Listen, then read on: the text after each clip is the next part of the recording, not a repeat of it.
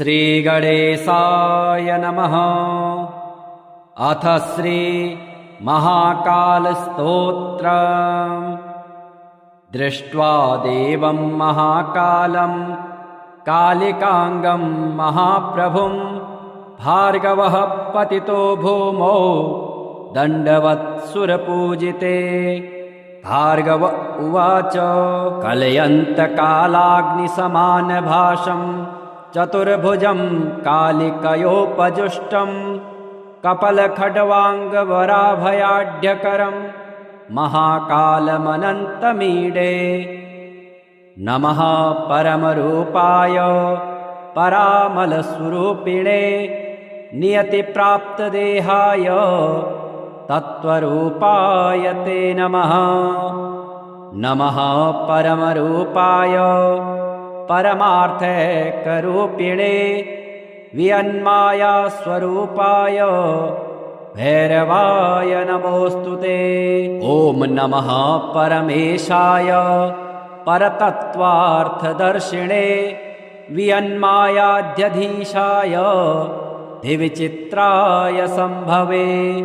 त्रिलोकेशाय गूढाय सूक्ष्माया व्यक्तरूपिणे पराकाष्ठादिरूपाय पराय सम्भवे नमः। ॐ नमः कालिकाङ्काय कालाञ्जननिभायते जगत्संहारकर्ते च महाकालाय ते नमः।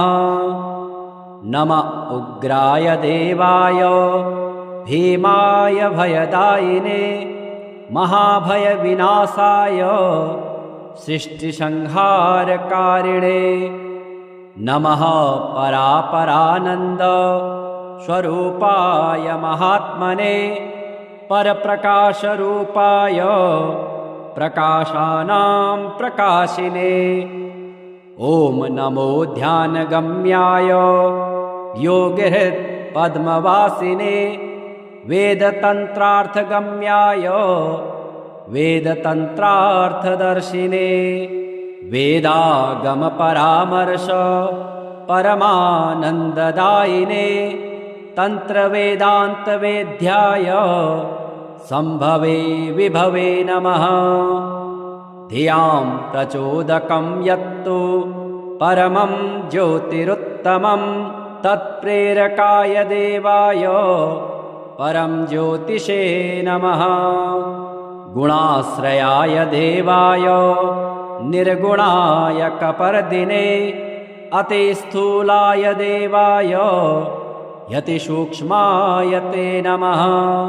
त्रिगुणाय त्रिधीशाय शक्ते त्रितयशालिने नमस्त्रिज्योतिषे तुभ्यं त्रयक्षाय च त्रिमूर्तये। समं चतुर्भुजं वन्दे केयूरमुकुटोज्ज्वलं वासुदेवस्य नयनं शङ्करस्य च भूषणम्। एवं ध्यात्वा जपेन्नित्यं शशिनः कवचं शुभं शशिः पातु शिरोदेशं भालं पातु कलानिधिः। चक्षुषी चन्द्रमः पातु श्रुते पातु निशापतिः प्राणं छपाकरः पातु मुखं कुमुदबान्धवः। पातु कण्ठं च मे सोमः स्कन्धे जैवात्रिकस्तथा करौ सुधाकरः पातु वक्षः पातु निशाकरः। हृदयं पातु मे चन्द्रो नाभिं शङ्करभूषणः मध्यं पातु सुरश्रेष्ठः कटिं पातु सुधाकरः। ऊरू तारापतिः पातु मृगाङ्को जानुनी सदा अब्धिजः पातु मे जङ्घे पातु पादौ विदुः सदा। सर्वाण्यानि चाङ्गानि पातु चन्दूखिलं वपुः एतद्धे कवचं दिव्यं भुक्तिमुक्तिप्रदायकम्। यः पठेत् शृणुयात् वापि सर्वत्र विजयी भवेत्। दृष्ट्वा देवं महाकालं कालिकांगं महाप्रभुं भार्गवः पतितो भूमौ दण्डवत्सुरपूजिते।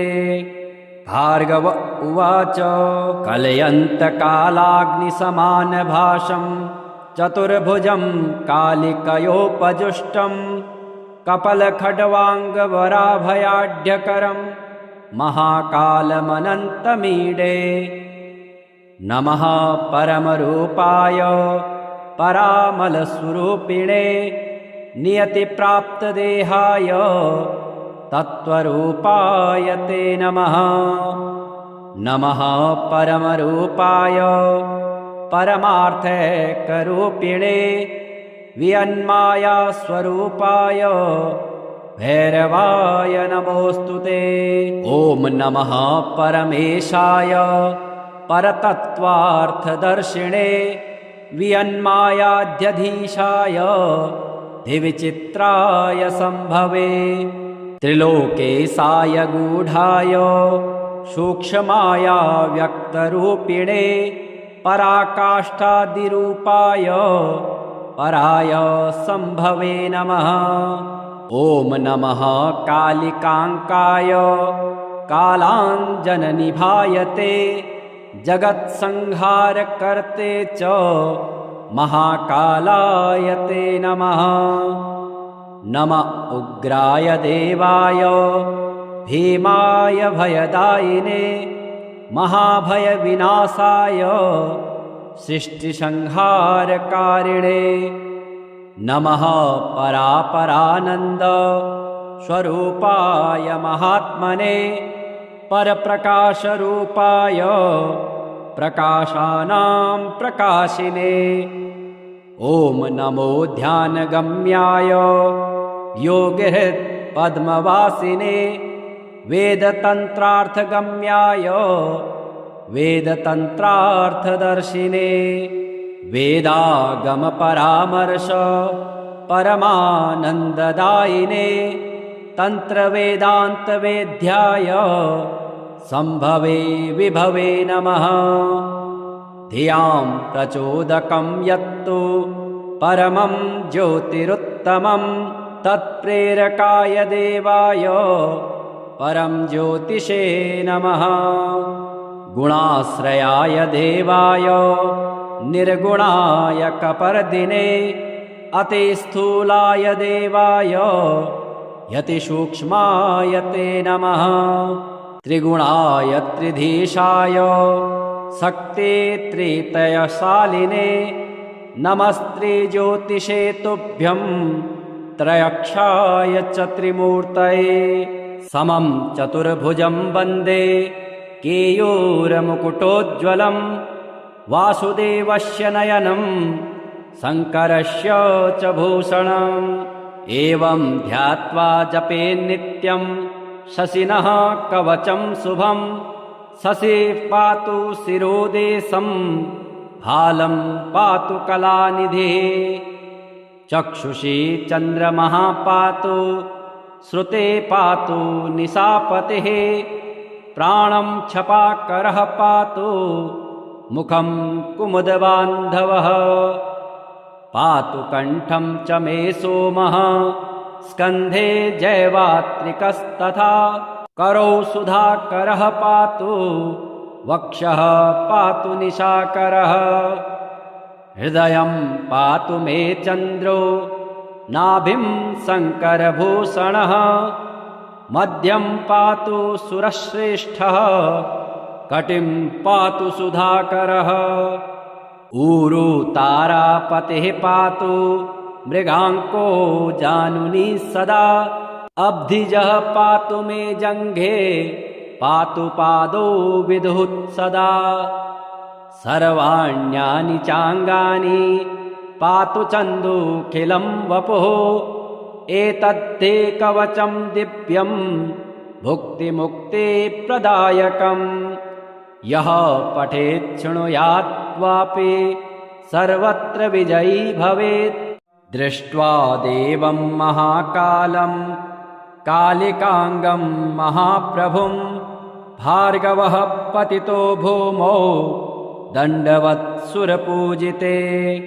भार्गव उवाच कलयन्तकालाग्निसमानभाषं चतुर्भुजं कालिकयोपजुष्टं कपलखड्वाङ्गवराभयाढ्यकरं महाकालमनन्तमीडे।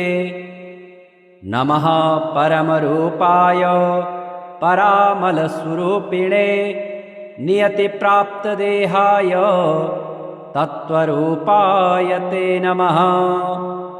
नमः परमरूपाय परमार्थैकरूपिणे वियन्मायास्वरूपाय भैरवाय नमोऽस्तुते।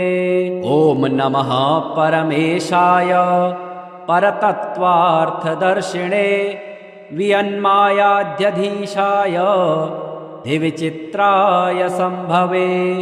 त्रिलोकेशाय गूढाय सूक्ष्माय व्यक्तरूपिणे पराकाष्ठादिरूपाय पराय सम्भवे नमः। ॐ नमः कालिकाङ्काय कालाञ्जननिभायते जगत्संहारकर्ते च महाकालाय ते नमः। नम उग्राय देवाय भीमाय भयदायिने महाभयविनाशाय सृष्टिसंहारकारिणे।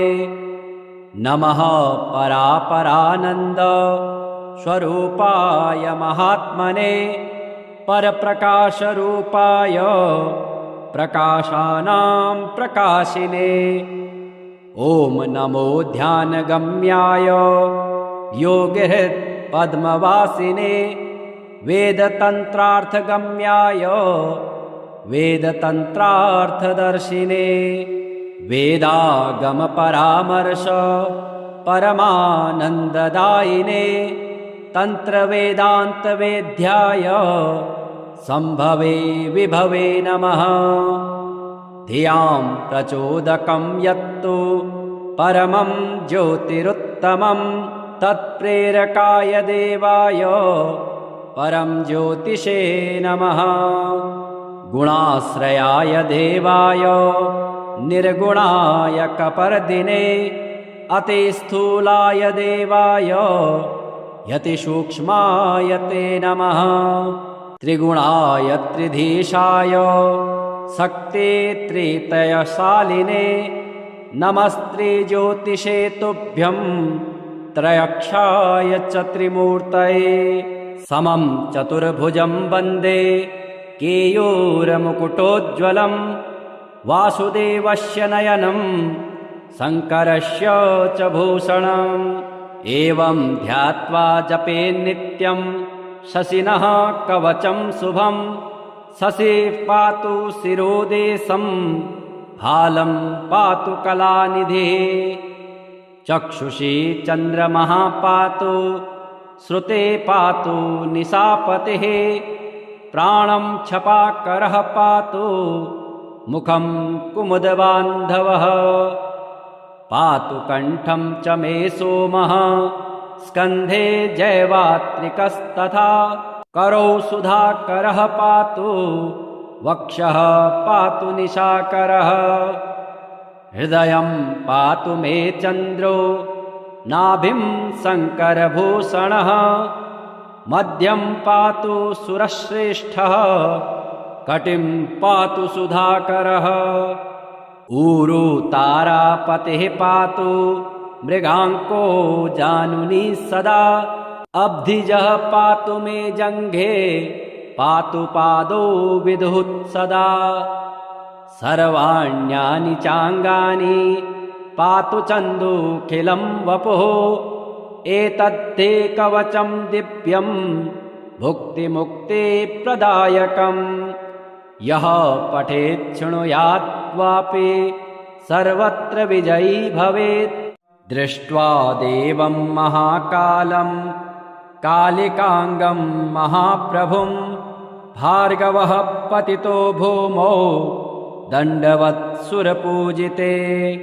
भार्गव उवाच कलयन्तकालाग्निसमानभाषं चतुर्भुजं कालिकयोपजुष्टं कपलखड्वाङ्गवराभयाढ्यकरं महाकालमनन्तमीडे। नमः परमरूपाय परामलस्वरूपिणे नियतिप्राप्तदेहाय तत्त्वरूपाय ते नमः। नमः परमरूपाय परमार्थैकरूपिणे वियन्मायास्वरूपाय भैरवाय नमोऽस्तु ते। ॐ नमः परमेशाय परतत्त्वार्थदर्शिणे वियन्मायाध्यधीशाय दिविचित्राय सम्भवे। त्रिलोकेशाय गूढाय सूक्ष्माया व्यक्तरूपिणे पराकाष्ठादिरूपाय पराय सम्भवे नमः। ॐ नमः कालिकाङ्काय कालाञ्जननिभायते जगत्संहारकर्ते च महाकालाय ते नमः। नम उग्राय देवाय भीमाय भयदायिने महाभयविनाशाय सृष्टिसंहारकारिणे। नमः परापरानन्द स्वरूपाय महात्मने परप्रकाशरूपाय प्रकाशानां प्रकाशिने। ॐ नमो ध्यानगम्याय योगिहृत्पद्मवासिने वेदतन्त्रार्थगम्याय वेदतन्त्रार्थदर्शिने। वेदागमपरामर्श परमानन्ददायिने तन्त्रवेदान्तवेद्याय सम्भवे विभवे नमः। धियां प्रचोदकं यत्तु परमं ज्योतिरुत्तमं तत्प्रेरकाय देवाय परं ज्योतिषे नमः। गुणाश्रयाय देवाय निर्गुणाय कपर्दिने अतिस्थूलाय देवाय यतिसूक्ष्माय ते नमः। त्रिगुणाय त्रिधीशाय शक्ते त्रितयशालिने नमस्त्रिज्योतिषे तुभ्यं त्रयक्षाय च त्रिमूर्तये।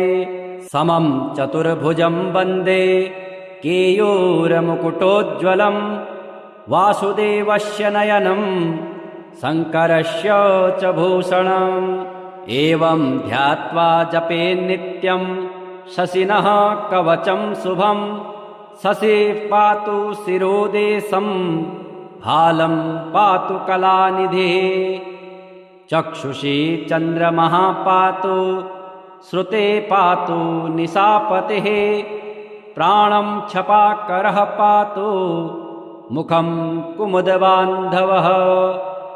पातु कण्ठं च मे सोमः स्कन्धे जैवात्रिकस्तथा करौ सुधाकरः पातु वक्षः पातु निशाकरः। हृदयं पातु मे चन्द्रो नाभिं शङ्करभूषणः मध्यं पातु सुरश्रेष्ठः कटिं पातु सुधाकरः। ऊरू तारापतिः पातु मृगाङ्को जानुनी सदा अब्धिजः पातु मे जङ्घे पातु पादौ विदुः सदा। सर्वाण्यानि चाङ्गानि पातु चन्दूखिलं वपुः एतद्धे कवचं दिव्यं भुक्तिमुक्तिप्रदायकम्। यः पठेत् शृणुयाद्वापि सर्वत्र विजयी भवेत्। दृष्ट्वा देवं महाकालं कालिकाङ्गं महाप्रभुं भार्गवः पतितो भूमौ दण्डवत्सुरपूजिते। भार्गव उवाच कलयन्तकालाग्निसमानभाषं चतुर्भुजं कालिकयोपजुष्टं कपलखड्वाङ्गवराभयाढ्यकरं महाकालमनन्तमीडे। नमः परमरूपाय परामलस्वरूपिणे नियतिप्राप्तदेहाय तत्त्वरूपाय ते नमः। नमः परमरूपाय परमार्थैकरूपिणे वियन्मायास्वरूपाय भैरवाय नमोऽस्तु ते। ॐ नमः परमेशाय परतत्त्वार्थदर्शिणे वियन्मायाध्यधीशाय दिविचित्राय सम्भवे। त्रिलोकेशाय गूढाय सूक्ष्माया व्यक्तरूपिणे पराकाष्ठादिरूपाय पराय सम्भवे नमः। ॐ नमः कालिकाङ्काय कालाञ्जननिभायते जगत्संहारकर्ते च महाकालाय ते नमः। नमः उग्राय देवाय भीमाय भयदायिने महाभयविनाशाय सृष्टिसंहारकारिणे। नमः परापरानन्द स्वरूपाय महात्मने परप्रकाशरूपाय प्रकाशानां प्रकाशिने। ॐ नमो ध्यानगम्याय योगिहृत्पद्मवासिने वेदतन्त्रार्थगम्याय वेदतन्त्रार्थदर्शिने। वेदागमपरामर्श परमानन्ददायिने तन्त्रवेदान्तवेद्याय सम्भवे विभवे नमः। धियां प्रचोदकं यत्तु परमं ज्योतिरुत्तमं तत्प्रेरकाय देवाय परं ज्योतिषे नमः। गुणाश्रयाय देवाय निर्गुणाय कपर्दिने अतिस्थूलाय देवाय यतिसूक्ष्माय ते नमः। त्रिगुणाय त्रिधीशाय शक्ते त्रितयशालिने नमस्त्रिज्योतिषे तुभ्यं त्रयक्षाय च त्रिमूर्तये। समं चतुर्भुजं वन्दे केयूरमुकुटोज्ज्वलं वासुदेवस्य नयनं शङ्करस्य च भूषणम्। एवं ध्यात्वा जपेन्नित्यं शशिनः कवचं शुभं शशिः पातु शिरोदेशं हालं पातु कलानिधिः। चक्षुषी चन्द्रमः पातु श्रुते पातु निशापतिः प्राणं छपाकरः पातु मुखं कुमुदबान्धवः। पातु कण्ठं च मे सोमः स्कन्धे जैवात्रिकस्तथा करौ सुधाकरः पातु वक्षः पातु निशाकरः। हृदयं पातु मे चन्द्रो नाभिं शङ्करभूषणः मध्यं पातु सुरश्रेष्ठः कटिं पातु सुधाकरः। ऊरू तारापतिः पातु मृगाङ्को जानुनी सदा अब्धिजः पातु मे जङ्घे पातु पादौ विदुः सदा। सर्वाण्यानि चाङ्गानि पातु चन्दूखिलं वपुः एतद्धे कवचं दिव्यं भुक्तिमुक्तिप्रदायकम्। यः पठेत् शृणुयाद्वापि सर्वत्र विजयी भवेत्। दृष्ट्वा देवं महाकालं कालिकाङ्गं महाप्रभुं भार्गवः पतितो भूमौ दण्डवत्सुरपूजिते। भार्गव उवाच कलयन्तकालाग्निसमानभाषं चतुर्भुजं कालिकयोपजुष्टं कपलखड्वाङ्गवराभयाढ्यकरं महाकालमनन्तमीडे नमः परमरूपाय परामलस्वरूपिणे नियतिप्राप्तदेहाय तत्त्वरूपाय ते नमः। नमः परमरूपाय परमार्थैकरूपिणे वियन्मायास्वरूपाय भैरवाय नमोऽस्तु ते। ॐ नमः परमेशाय परतत्त्वार्थदर्शिणे वियन्मायाध्यधीशाय दिविचित्राय सम्भवे त्रिलोकेशाय गूढाय सूक्ष्माय व्यक्तरूपिणे पराकाष्ठादिरूपाय पराय सम्भवे नमः। ॐ नमः कालिकाङ्काय कालाञ्जननिभायते जगत्संहारकर्ते च महाकालाय ते नमः। नम उग्राय देवाय भीमाय भयदायिने महाभयविनाशाय सृष्टिसंहारकारिणे नमः परापरानन्द स्वरूपाय महात्मने परप्रकाशरूपाय प्रकाशानां प्रकाशिने। ॐ नमो ध्यानगम्याय योगिहृत्पद्मवासिने वेदतन्त्रार्थगम्याय वेदतन्त्रार्थदर्शिने वेदागमपरामर्श परमानन्ददायिने तन्त्रवेदान्तवेद्याय सम्भवे विभवे नमः। धियां प्रचोदकं यत्तु परमं ज्योतिरुत्तमं तत्प्रेरकाय देवाय परं ज्योतिषे नमः। गुणाश्रयाय देवाय निर्गुणाय कपर्दिने अतिस्थूलाय देवाय यतिसूक्ष्माय ते नमः।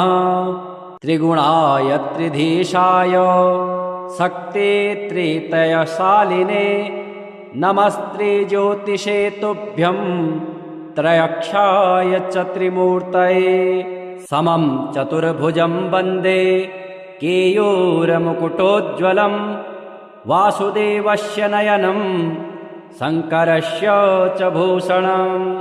एवं ध्यात्वा जपेन्नित्यं शशिनः कवचं शुभं शशिः पातु शिरोदेशं हालं पातु कलानिधिः चक्षुषी चन्द्रमः पातु श्रुते पातु निशापतिः प्राणं छपाकरः पातु मुखं कुमुदबान्धवः पातु कण्ठं च मे सोमः स्कन्धे जयवात्रिकस्तथा करौ सुधाकरः पातु वक्षः पातु निशाकरः हृदयं पातु मे चन्द्रो नाभिं शङ्करभूषणः मध्यं पातु सुरश्रेष्ठः कटिं पातु सुधाकरः ऊरु तारापतिः पातु मृगाङ्को जानुनी सदा अब्धिजः पातु मे जङ्घे पातु पादौ विदुः सदा सर्वाण्यानि चाङ्गानि पातु चन्दुखिलं वपुः एतद्धे कवचं दिव्यं भुक्तिमुक्तिप्रदायकम् यः पठेत् शृणुयाद्वापि सर्वत्र विजयी भवेत् दृष्ट्वा देवं महाकालं कालिकाङ्गं महाप्रभुं भार्गवः पतितो भूमौ दण्डवत्सुरपूजिते भार्गव उवाच कलयन्तकालाग्निसमानभासं चतुर्भुजं कालिकयोपजुष्टं कपलखड्वाङ्गवराभयाढ्यकरं महाकालमनन्तमीडे नमः परमरूपाय परामलस्वरूपिणे नियतिप्राप्तदेहाय तत्त्वरूपाय ते नमः। नमः परमरूपाय परमार्थैकरूपिणे वियन्मायास्वरूपाय भैरवाय नमोऽस्तु ते। ॐ नमः परमेशाय परतत्त्वार्थदर्शिणे वियन्मायाध्यधीशाय दिविचित्राय सम्भवे त्रिलोकेशाय गूढाय सूक्ष्माया व्यक्तरूपिणे पराकाष्ठादिरूपाय पराय सम्भवे नमः। ॐ नमः कालिकाङ्काय कालाञ्जननिभायते जगत्संहारकर्ते च महाकालाय ते नमः। नम उग्राय देवाय भीमाय भयदायिने महाभयविनाशाय सृष्टिसंहारकारिणे नमः परापरानन्द स्वरूपाय महात्मने परप्रकाशरूपाय प्रकाशानां प्रकाशिने। ॐ नमो ध्यानगम्याय योगिहृत्पद्मवासिने वेदतन्त्रार्थगम्याय वेदतन्त्रार्थदर्शिने वेदागमपरामर्श परमानन्ददायिने तन्त्रवेदान्तवेद्याय सम्भवे विभवे नमः। धियां प्रचोदकं यत्तु परमं ज्योतिरुत्तमं तत्प्रेरकाय देवाय परं ज्योतिषे नमः। गुणाश्रयाय देवाय निर्गुणाय कपर्दिने अतिस्थूलाय देवाय यतिसूक्ष्माय ते नमः।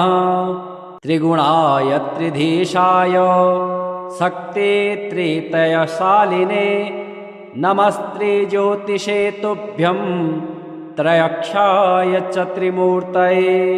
समं चतुर्भुजं वन्दे केयूरमुकुटोज्ज्वलं वासुदेवस्य नयनं शङ्करस्य च भूषणम्। एवं ध्यात्वा जपेन्नित्यं शशिनः कवचं शुभं शशिः पातु शिरोदेशं हालं पातु कलानिधिः।